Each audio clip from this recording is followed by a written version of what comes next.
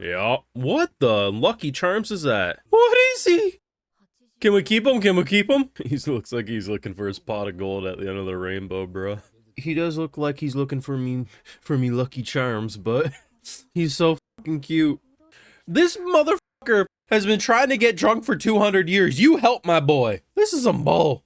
We as humans go through this a lot. That's why midlife crisis, quarter life crisis, all that type of stuff happens. You feel like you've wasted your life.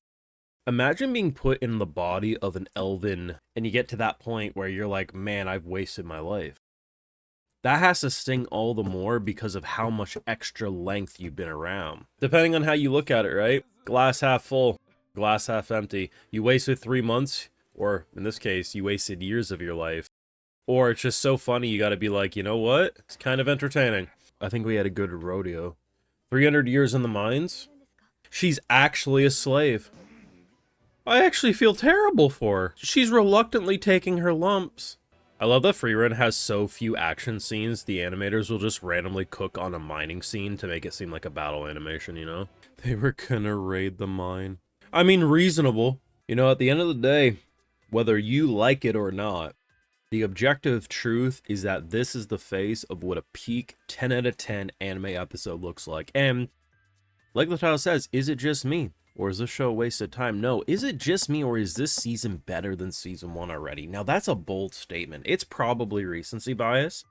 And I'm not saying objectively there ain't better arcs in terms of emotional depth and everything. And I'm not saying Frieren needs to just be a slice of life, walking through different towns, covering debts, helping a man who spent 1,000 years trying to get the shittiest whiskey. It doesn't just need to be that.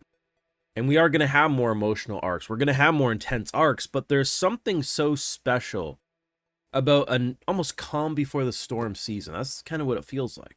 All I've heard is that the next season would need probably 2 cores to adapt in full. So spending a shorter season just, you know, getting some of the smaller stuff out of the way just makes sense. But that smaller stuff, maybe it's because I'm more connected to Frieren. Maybe it's because I like Frieren more than when I first started, which I was gushing about it from the beginning, to be fair. But having as much connection as I do, having the whiplash of helping a man get liquor we knew was going to be shit, but still laughing and enjoying the time we spent together, to then watching Frieren get sold into slavery and somehow de-escalate it within like 12 hours?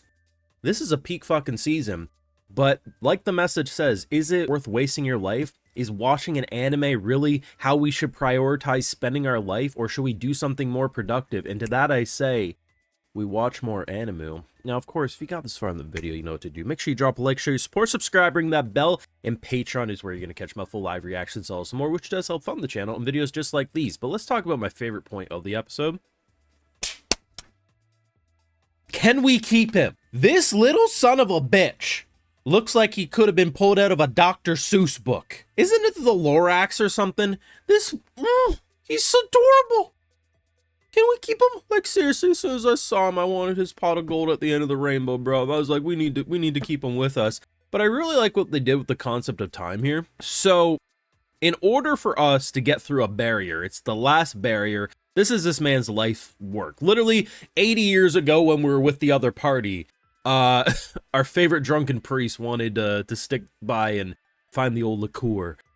She immediately wanted to dip. Now, at first, I thought it was just a kind of fun highlight that, hey, you know, one of the big things early in season 1 was that Frieren didn't appreciate how long things are and how short things are in comparison.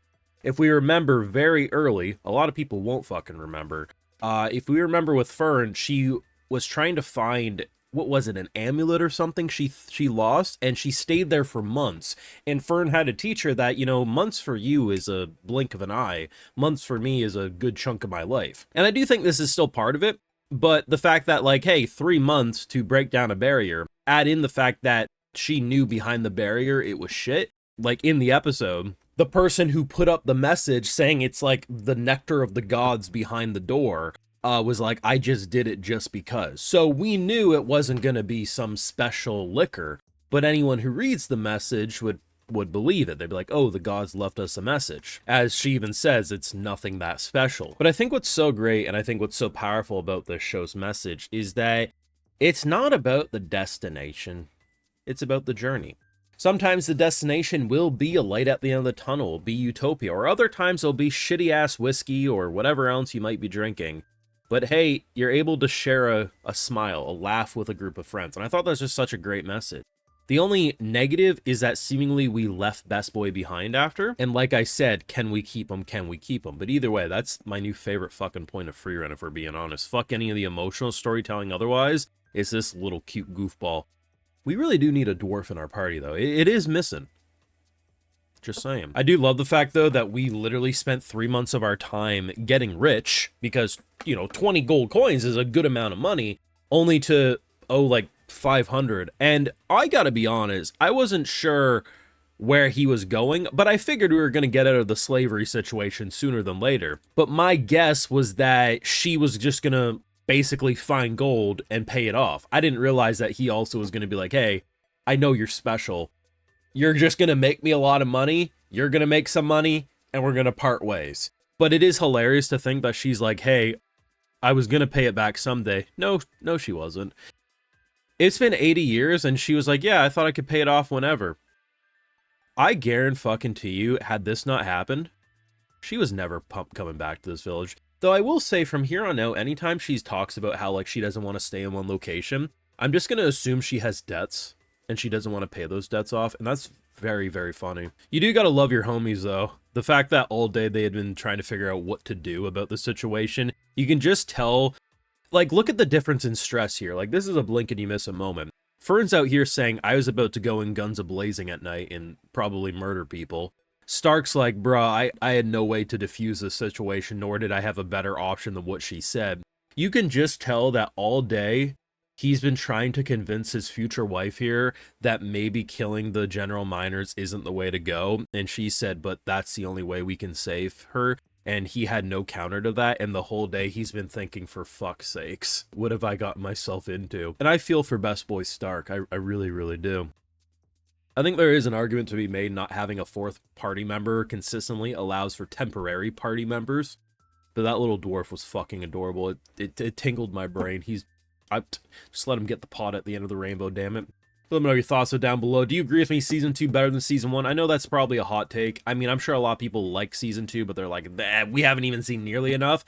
It just works for me, man. I like the slice of life. What can I say? But your thoughts, drop a like, share your support, subscribe, ring that bell, and yes, Patreon.